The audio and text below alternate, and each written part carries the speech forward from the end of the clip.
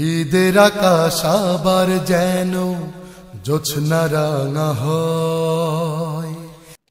সবাইকে ঈদের শুভেচ্ছা, ঈদ মোবারক। তাকাব্বালাল্লাহু মিন্না ওয়া মিনকুম। আল্লাহ সুবহানাহু ওয়া তাআলা আমাদের সকল সৎকর্মকে কবুল করে নিন। আল্লাহ রাসূল সাল্লাল্লাহু আলাইহি ওয়াসাল্লাম বলেছেন, লিকুল্লি কাওমান ঈদ শাযাঈদ। প্রত্যেক জাতির আনন্দের উৎসব রয়েছে, আর আমার জাতির জন্য, আমার উম্মতের জন্য আনন্দের উৎসব হচ্ছে ঈদুল আযহা এবং ঈদুল ফিতর। রাসূল করিম সাল্লাল্লাহু আলাইহি ওয়াসাল্লাম যখন মক্কা থেকে মদিনায় গিয়েছেন, সেখানে তিনি দুটো উৎসবকে দেখতেন। মক্কার সেই সময় উৎসবগুলো মূলত অশ্লীলতা, নগ্নতা, গায়কতা, নাচ গান, মদ মাদকতা এগুলোতে পরিপূর্ণ ছিল। তখন ইসলাম গ্রহণের পূর্ব সময় তারা কিন্তু এই অনুষ্ঠানগুলোতে সামিল হতেন। আল্লাহ রাসূলের করে দেখে জিজ্ঞেস করছে, এগুলো কি? এগুলো হচ্ছে একটা নওরোজ আর একটা মেহেরজানের দুইটা অনুষ্ঠান নাম ছিল। এগুলোতে তারা আনন্দ উৎসব। রাসূল বলছেন যে এই দুটো উৎসবকে পরিবর্তন করে দিয়ে আমরা যদি নতুন করে দুটো উৎসবকে চালু করি, এটা কেমন হয় আমার উম্মতের জন্য? ইয়া রাসূলুল্লাহ, খুবই ভালো। তিনি বলেছেন, আমার উম্মতের জন্য এই আনন্দের উৎসব হচ্ছে ঈদুল ফিতর এবং ঈদুল আযহা। এটা দিয়ে সুস্পষ্ট ইসলাম পরিপূর্ণ, ইসলাম পরিপূর্ণ জীবন ব্যবস্থা।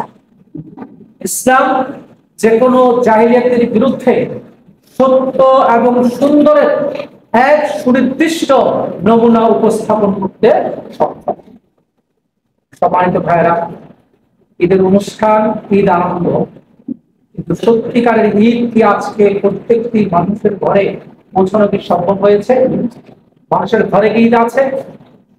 আজকে দেশ এবং আন্তর্জাতিক ভাবে আমরা যদি তাকাই, তাহলে দেখা যাবে বিশ্বের উত্তম প্রত্যেকটা জনপদে, বিশ্বের অনেক প্রান্তরে আজকে মুসলমানদের রক্ত নিয়ে বলিদান চলছে। তাদের সেখানে কোনো ঈদ নেই, তাদের কোনো নিরাপদ ভাবে বসবাসের কোনো সুযোগ নেই, তাদের বাসস্থানের কোনো জায়গা নেই।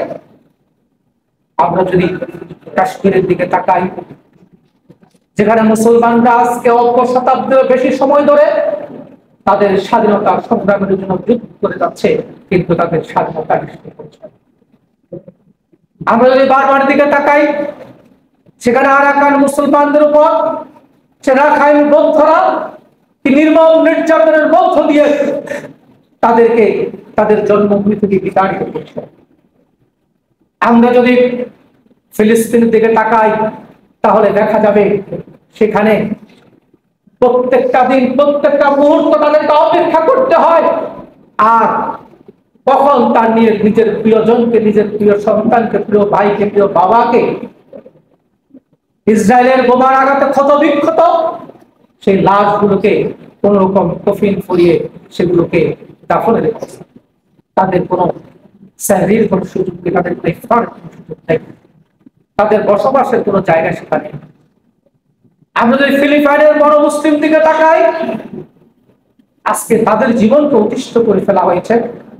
আমরা যদি চীনের উইগরের মুসলমান দিকে তাকাই, তাদেরকে নিরপরাধ ভাবে তাদের ধর্মকর্ম করার কোনো সুযোগ দেওয়া হচ্ছে। আজকে বিশ্বব্যাপী মুসলমানদের বিরুদ্ধে যে ষড়যন্ত্র, যে চক্রান্ত, মুসলমানদেরকে নির্মূল করার যে হত্যাযজ্ঞ চলছে, সুতরাং সেখানে ঈদের আনন্দ তাদের কাছে করা। আমরা আমাদের প্রিয় জন্মভূমি বাংলাদেশ, সেই বাংলাদেশের চিত্রটি পেয়েছে ভিন্ন। সংখ্যাগরিষ্ঠ মুসলিম অধ্যুষিত জনপদ। আমরা রমজান মাসে ইফতারের প্রোগ্রাম করতে পারি না, আমরা কোরআন তালিমের প্রোগ্রাম করতে দেওয়া হয় না, আমাদেরকে কোনো ধর্মীয় অনুষ্ঠান করার ক্ষেত্রে অনুমতি চাইতে হয়, আবার কোনো কোনো ক্ষেত্রে অনুমতি দেওয়ার পর অনুমতিকে প্রত্যাখ্যান করে আমাদের প্রোগ্রাম করতে সেখানে বাধা দিচ্ছে। আমরা ধর্মকর্ম চর্চার ব্যাপারে এখানে বিধিনিষেধ, কিন্তু দুর্ভাগ্য এখানে অপসংস্কৃতি, এখানে নগ্নতা, ভয়াবনা, জাহেলিয়াতের সয়লাব এমন ভাবে আজকে সর্বত্র ছড়িয়ে দেওয়া হচ্ছে, তাদেরকে পৃষ্ঠপোষকতা করা হচ্ছে। তাদের জন্য কোনো নিয়ম নেই, তাদের জন্য কোনো আইন নেই, তাদের জন্য কোনো রেস্ট্রিকশন নেই। আমরা বলতে চাই, সংখ্যাগরিষ্ঠ মুসলিম জনপদে কোনো অপসংস্কৃতি এখানে চলতে পারে। আমরা সরকার অথবা যারা এই কাজগুলোকে বাধা দিচ্ছেন, যারা এগুলোকে কঠিন করার ষড়যন্ত্র করছেন, আমরা তার তীব্র নিন্দা এবং প্রতিবাদ জানাচ্ছি।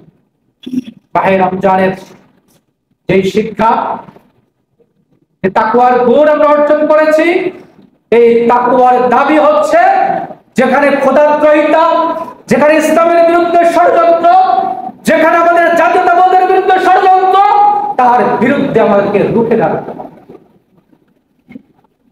এই ষড়যন্ত্র মোকাবেলা করে ইসলামী আন্দোলনকে তার মানজিলে মাকসুদ দিকে পৌঁছে যাওয়ার সিদ্ধান্ত গ্রহণ করে আমাদেরকে ভূমিকা পালন করতে হবে।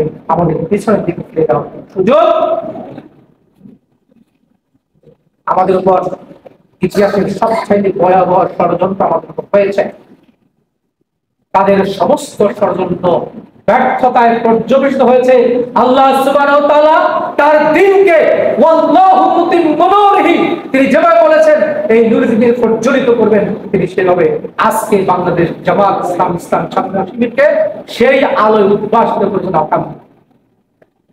সম্মানিত ভাইয়েরা, আমাদের মেহমানের অনেক কথা বলেছেন, অনেক নসিহত আপনাদেরকে দিয়েছেন, অনেক ঘটনাবহুল ইতিহাস আমাদের সাথে তুলে ধরার চেষ্টা করেছেন। আমাদেরকে এই জমিন যতক্ষণ পর্যন্ত পরিবর্তন করার সিদ্ধান্ত আমরা না নিব, আমরা যতক্ষণ পর্যন্ত মাঠে না নামবো, ততক্ষণ পর্যন্ত শুধু শুধু খালি জায়গাতে আল্লাহর পক্ষ থেকে রহমত এখানে আসবে। আল্লাহ সুবহানাহু ওয়া তাআলা ইন্নাল্লাহা লা ইউগাইয়িরু মা বিকাওমিন হাত্তা ইউগাইয়িরু মা বিআনফুসিহিম। আল্লাহ ততক্ষণ পর্যন্ত সেই জাতির ভাগ্য পরিবর্তন করেন না যতক্ষণ পর্যন্ত সেই জাতি তার ভাগ্য পরিবর্তন সচেষ্ট না। আমরা এক কঠিন চ্যালেঞ্জকে মোকাবেলা করার সিদ্ধান্ত নিয়ে জমিনে আছি। আমাদেরকে বাধা দিয়ে রোখা যাবে না, আমাদেরকে গালাগালি করে বন্ধ করা যাবে না, আমাদেরকে হত্যা নির্যাতন করে আমাদের আন্দোলনের গতি থামানো যাবে না, আমাদেরকে ফাঁসিতে ঝুলিয়েও এই আন্দোলনকে স্তব্ধ করা যাবে। আপনাদের ষড়যন্ত্র, আপনাদের জুলুম, কারাগারে অন্ধকার প্রকোষ্ঠ, ফাঁসি আমাদেরকে সাময়িকভাবে কিছুটা হয়তো বা ক্ষতিগ্রস্ত করতে পারে, আমাদের ব্যক্তিকে হয়তো বা দুনিয়া থেকে বিদায় দিতে পারে, কিন্তু একটা আদর্শকে কখনো হত্যা করা যাবে না। ইসলামী ছাত্র শিবিরের আজকে ফেরি শহর শাখার সংগ্রামী ছাত্রকে আহ্বান জানাতে চাই, প্রিয় ভাইরা, ভয় পাওয়ার কোনো থাকে, আমাদেরকে পথ আমাদের তৈরি করতে হবে। আজকে সাধারণ ছাত্র যুবকদেরকে ধ্বংস করে দেয় যে ষড়যন্ত্র চলছে, আজকে নেশার মাধ্যমে, অশ্লীলতার মাধ্যমে, নগ্নতার মাধ্যমে, অপসংস্কৃতির মাধ্যমে সেই ছাত্রদেরকে তাদের হাতটাকে তালিকার সাথে গা বাসিয়ে নয়, ইসলামের সুমন আদর্শের দিকে তাদেরকে ফিরিয়ে নিয়ে আসে। আমরা তার ইসলাম ছাত্র শিবির ছাড়া আজকে ছাত্রদের অলি বন্ধু অভিভাবক আর কেউ, তাদেরকে ধ্বংসের হাত থেকে রক্ষা করার কেউ নেই, এই জাতিকে রক্ষা করার কেউ নেই। আমাদের প্রত্যেকটা ছাত্র সমাজের কর্মপ্রহর ইসলামের দাওয়াত প্রচারের রূপ দিয়ে তুমি পৃথিবীতে শুধুমাত্র খাওয়া করার জন্য আসনি, তুমি পৃথিবীতে অন্য প্রাণীর মতো বেঁচে থাকার জন্য আসনি, তুমি পৃথিবীতে অন্য চতুষ্প জন্তুর মতো কিছুদিন থাকলা, তারপর মরে গেলা, মরে যাওয়ার পচা পানিতে গলে মাটিতে মিশে গেলা, এটা তোমার পৃথিবীতে আগমনের উদ্দেশ্য নয়। তোমার আগমনের উদ্দেশ্য